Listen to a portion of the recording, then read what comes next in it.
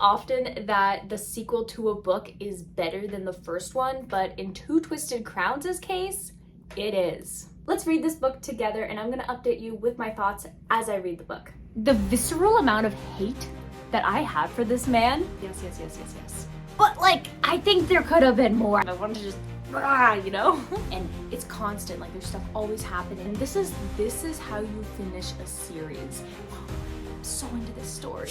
I'm so excited to read this book. The cliffhanger that we had in One Dark Window, I was like, oh my goodness, like I need to read the next book immediately. And so here we are for Two Twisted Crowns. I want to preface this and say that there will be no spoilers for Two Twisted Crowns, but there will be spoilers from One Dark Window, the first book in the series, because it is very difficult to talk about the second book in a series without talking about what happened in the first book in the series. So a quick recap about what just happened in One Dark Window is that our main character, Elspeth, she was infected as a kid, and what that meant is that when you have this infection, this fever, you end up developing magic, and that's not allowed. If you develop the fever, you're killed off. The only magic that's allowed in this world are Providence cards, and these Providence cards, depending on who's using them, have kind of different attributes. There's like the mating card that will basically make you super, super beautiful. However, all of these cards also have a downside because any type of magic, there's always a cost for it. So for example, using the mating card again, if you're using the mating card, eventually you're going to become heartless. You're going to lose everything that made you who you were for the cost of beauty. There's the scythe card, which you can use to literally manipulate people and force them to do whatever you want them to do at the cost of increasing your chances of dying early. So the more you use it, you start to bleed, it really hurts, like all of this stuff. So there is a huge cost. And so our main character, Elspeth, she as a child, after kind of like surviving the fever, she's kind of like hidden away and lives with her aunt so she could survive and nobody knows. Nobody thinks she had magic. She didn't even think she had magic until she ends up touching her uncle's nightmare card. And the nightmare card basically allows you to go into people's minds, and at the cost that you have to face your worst fears, they become reality. And so she touches it and she actually ends up absorbing the nightmare from this card, and he ends up becoming something that actually lives in her head. And she's like, what the heck, like I'm never touching these cards again, because she's gonna absorb them. And so she's constantly living with this nightmare, who is honestly really funny. It kind of reminds me of like Venom, where he's kind of like, he's a bit kind of like funny, but also like kind of scary at the same time. I mean, honestly, I never found Venom scary only as a kid, but in the new movies, I'm like, oh my goodness, he's so funny and cute. But the nightmare is a little bit creepy. He always talks in riddles. He's very cryptic, but he does also really care about Elspeth. And so it's really cool, the kind of like dynamic that we have where she's just like, kind of like, stop talking, I'm trying to focus. Like, it's really fun. And so basically she ends up getting attacked by these like highwaymen, and she ends up defeating them using her nightmare power, because she can draw onto the nightmare's power and use it, but she doesn't know what the cost is. And so she fights off these highwaymen, and then it turns out that this captain is actually secretly one of the highwaymen, because he's trying to collect all of the cards to get rid of the mist. And then so she knows this about him, and he also knows that there's some magic that she must have because of the way she fought all these people off. So they're kind of like blackmailing each other, and then they end up working together to collect all of these cards to push the mist back, because that's what it is. This mist is causing all of the people to like get magic, and nobody wants this stuff to be happening because it does make you go slowly. You do slowly lose your mind. Like, characters are losing their mind in this story because that's the cost of magic. You need to have your little kind of like protection charm with you, and if you don't, we saw like what happened with Jasper, where she literally just like starts going into the mist and like screaming, and like she's slowly dying. And so there's a big cost, and that's why it's like, it's not just like, oh yeah, magic. No, there's a horrible cost to it, and it is slowly killing every single person. And so they want to get rid of it, and so they're working together now to get all of the cards. And of course they start to fall in love. And so they start to kind of fake court each other so they can work together, and then they start actually courting each other. I will say that their romance, their chemistry wasn't really there for me, but I still really find the story fascinating nonetheless, because Elspeth realizes that the more she uses the nightmare's power, the more he starts to take over her body, and she is slowly dying, and he's gonna take over. And so kind of skipping a little bit more, like we discover that he's the shepherdkin, and so he knows like where all the cards were and stuff, and so he is living inside of her. And then like the way that book ended, it still gives me chills, where she literally like uses the last of his power to fight off the Rowan prince guy who sucks and we don't like him. And she almost kills him. She does kill that like evil physician guy though, which was cool. And so because of that, she ends up pretty much dying and the nightmare takes over her body. And so that's the part where it just like ended there, and like Ravyn's like, wait a second, that's not her. And so I imagine the book is gonna like start to follow him. And so yeah, that's pretty much our small little recap. So from my understanding, for Two Twisted Crowns is gonna be following the events immediately after Elspeth and Ravyn have kind of just like realize that Elspeth is actually just dead now. And so I imagine this book is going to be from Ravyn's perspective because she's dead. But I actually don't think she's like dead. I think that she's just like kind of like hidden away in the back of like the nightmare's mind, like how the nightmare was before. Like he was kind of like way farther back and then slowly like made his way to the front. So I think that there's definitely a possibility for her still being alive.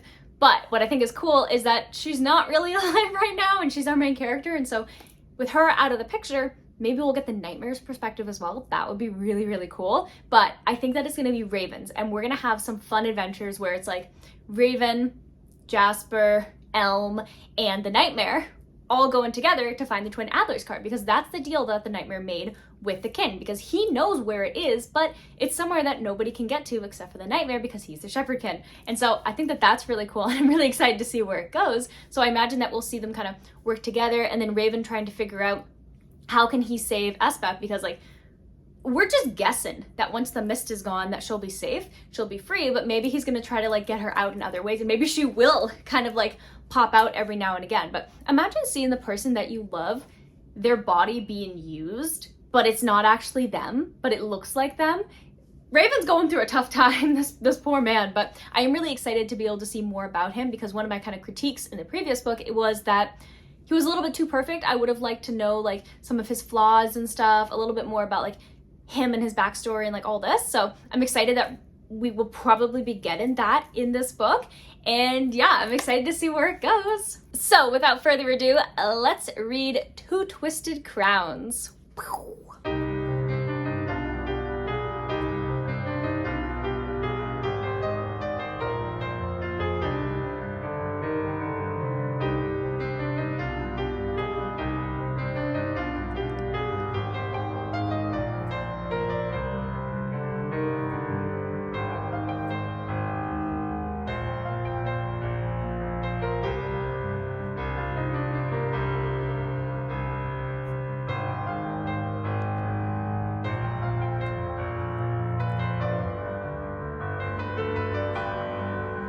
So I'm about 100 pages into Two Twisted Crowns, and here are my thoughts so far.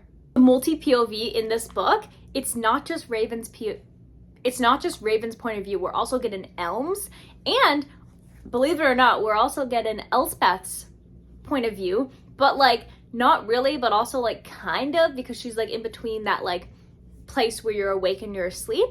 And so it's kind of cool to be able to see like what that is like what that kind of world is like. But like I predicted, it is definitely more focused on Ravyn and Elm. Elm definitely, like we saw in the first book, One Dark Window, that there was definitely some interest he had with Elspeth's cousin Ione, who is like engaged to his brother, but his brother is like a big jerk, and Elspeth pretty much just like beat him up to the point where he's like, might die and might not die, we'll see, but she did some real gnarly things to him, which honestly, good job her. And so yeah, right now Elm and Ione are kind of like have a bit of flirting going on, and it's what I'm noticing, and he's like trying not to look at her and all this. But I have this theory that I'm like, this is what I thought from the first book as well, is that the reason that she doesn't have her maiden card on her is definitely because Hoth had made her like use it and then probably took and hid it somewhere, and that's why she's still in the maiden form.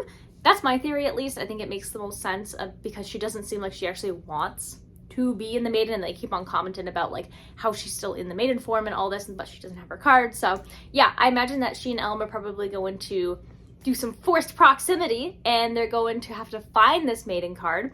And then on the other end, we're gonna have Ravyn and the Nightmare, who are going to be looking for the Twin Alders card and then figuring out how can they save Elspeth.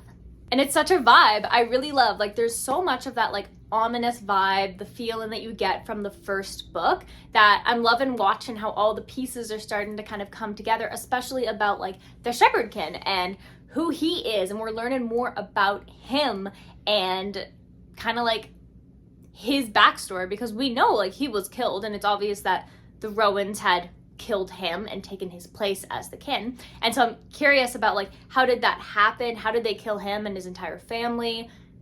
Does the current kin Rowan even know that? Like, is he really to blame for what his ancestors did? I think there's a lot of really interesting questions being asked in this book, and I'm excited to see where it goes. So yeah, I'm excited. I'm gonna continue to read Two Twisted Crowns, which I think it's called that because the Shepherdkin and the Rowankin are both kind of like the kins. Yeah, and they're both kind of twisted and messed up. So yeah, we'll see where that goes. I definitely do think though that because we kind of learned in One Dark Window that Ravyn is somewhat related to the Shepherdkin's line, that I think that at the end of this book, I'm predicting that Ravyn will probably become the kin. And I don't know what's gonna happen to Elm though, because the nightmare is like, we're gonna kill all Rowans, like all the Rowans are bad, but Elm isn't a bad Rowan, so we'll see. I hope that he and Ione get their happily ever after as well. So I'm going to continue to read this book, and I'll update you around the halfway point. So I will see you then.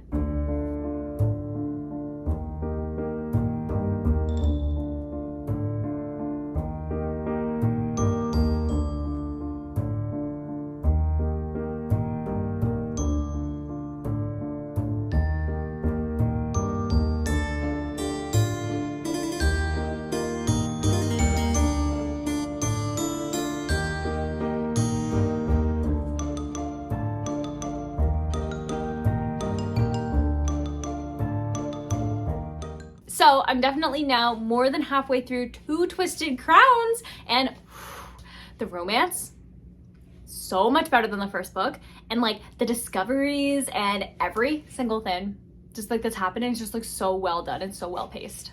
We need to talk about Hoth, because first book Hoth was like, he sucked, obviously he sucked, but the visceral amount of hate that I have for this man in this book, like I almost threw this across the room because I was so mad at him. He's so... I have very strong feelings. I was so... like my veins were like boiling. I'm like, this is such a horrible, horrible guy. And the more and more that happens with him, it's just the more and more I hate him. And he's just... you love to hate these kind of characters. He's so hateable. And then the romance that's blooming. Oh, the buildup of this romance is really, really good. I don't understand why Elspeth and Ravyn's romance was so rushed. Like, I mean, I get it that you wanted to have them fall for each other. That way it's even worse when she pretty much dies. But like, I think there could have been more. I think it could have been better in that first book, especially comparing it to the level of romance that we're getting in the second one. It's like, so good. And then all of the connections and all of the like, everything that happened 500 years ago, and then the mirror of it in the present timeline is so good. And the Spirit, I love that like our main like bad guy character Spirit isn't good nor evil. She's just trying to do the balance. And the same with the Nightmare, like he's just trying to do the balance. But like the actual evil character is like the Hoth and the kin. Like those are our bad guys, even though it is the Spirit and the Nightmare, it's like the Shepherdkin, it's all of them who had put this into motion, but they're trying to fix it. And I mean, the Nightmare had tried to fix it before, but he didn't do it right. But I love getting his backstory so much, especially because it's like, we get to see it through his like memories, and it's a good time. I will say, like, I'm really enjoying the book. It is very predictable, but not in like a bad way, if that makes sense. Like, you know what's gonna happen. The foreshadowing is a bit obvious in my opinion, but it's still so fun, and like, I'm having a really good time with this. I just wish it was spicier. So yeah, that's where we're at. I'm having such a good time with this book. I am pretty sure it's the final book, so we will find out. But I don't want it to end. I'm really enjoying this. I'm so happy that I ended up picking up this book. Just out of a whim, just thought, oh, this is a cool looking cover. Covers are very important. If you're publishing a book, don't forget your amazing cover. What I like about this cover is like how different it is. I like that you get the red contrast of Elspeth surrounded by this dark, gloomy, like castle-y setting with like the shadows and stuff, and you don't see her face, you just see the back of her, just that pop of color. It's beautiful. Such a good atmosphere. Yeah, and like everything from the first book is carried over, like ambience wise, character wise, like all of that. It's really, really fun because sometimes, you know, you get the second book and everything just suddenly is different, but not in this one, which I really like and I love and appreciate. Yeah, so that's where we're at. This one is actually better than the first one, at least so far, but we'll see how it ends, then we'll fully judge it. So yeah, I'm gonna continue to read Two Twisted Crowns, and I will update you when I finish this book. So I will see you then with my final thoughts.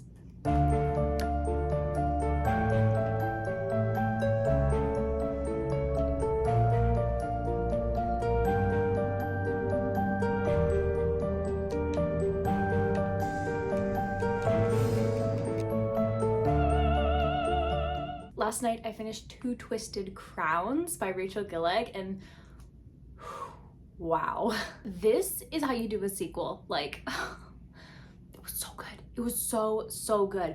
I really loved, I think what really made this one shine is that in One Dark Window, you only had Elspeth's kind of point of view, but in this one, you have so many different characters, and it's constant. Like, there's stuff always happening, you're always getting the context, you're always seeing stuff instead of being told stuff, which obviously is like the golden rule. And so you're seeing what's happening with Elm and Ione and Hoth, and then you're also seeing what's happening with Ravyn and the Nightmare and Elspeth and like all of this stuff, and it's so well done, and the pacing is phenomenal. Like, this is the kind of book that I was like, yeah, I need to just sit and read this entire thing, like right here, right now, because it was just like so captivating. There was no boring part to this book. The romance in this book was so well done. It was such a good slow burn, whereas in the first book, I didn't really feel it as much. Like the chemistry between Elspeth and Ravyn was, granted, it wasn't really there that much, and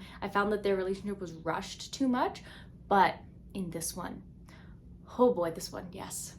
It was just so fun. And then you get all of this really great lore, and this is how you finish a series. This is definitely like, this was a duology, like I guessed earlier, and oh, I feel like I'm just like at a loss of words for how good this was. The first book was good, don't get me wrong, but this book, holy wow, did I have a good time with this. It had everything that I like except for one bed.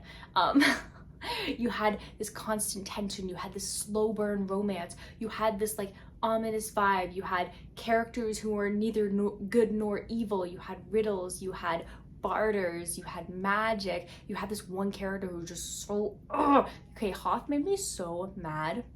Like, it's so cool because he really is the Gaston of this book. If you ever watched Beauty and the Beast, Gaston was like, at first you're like, oh yeah, like he's just like, he's kind of cocky, like that's the kind of guy, but everybody loves him. But then as the story progresses, you see that that's just an act, the typical narcissist. And then like you dig deeper and deeper, and you're like, oh wow, this guy actually is horrible and he sucks, and like, wow. And you just, so many things that Hoth does, it just makes me so mad that I was like, I wanted to just, you know?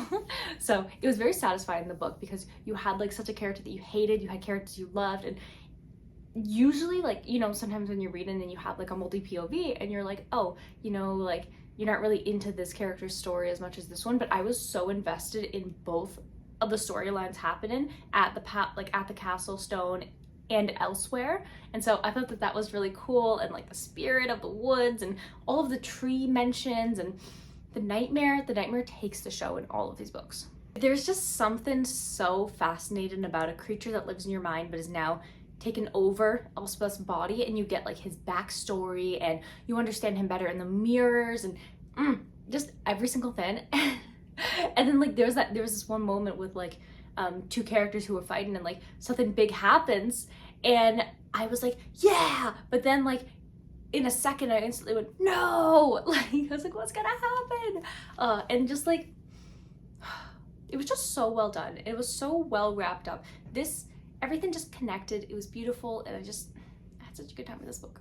So today we're going to be awarding Two Twisted Crowns a total of 5 stars. I'm surprised too. I feel like usually a second book doesn't hit as hard as the first book, but this book, I love this book. This series as a whole, in my opinion, because of like the first book was good, it was a 4.5, the second book is a 5.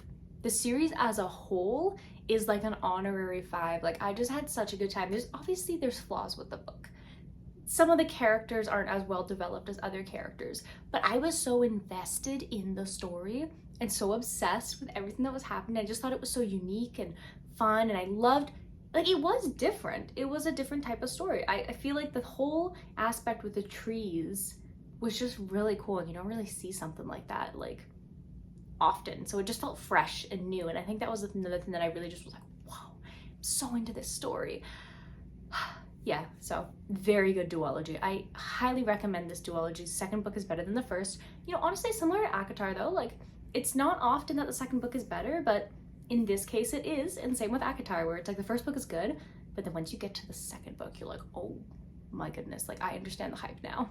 So the next book that I'm gonna be reading is Famous Last Words by Gillian McAllister. This author is one of the authors of my all-time favorite books, Wrong Place, Wrong Time.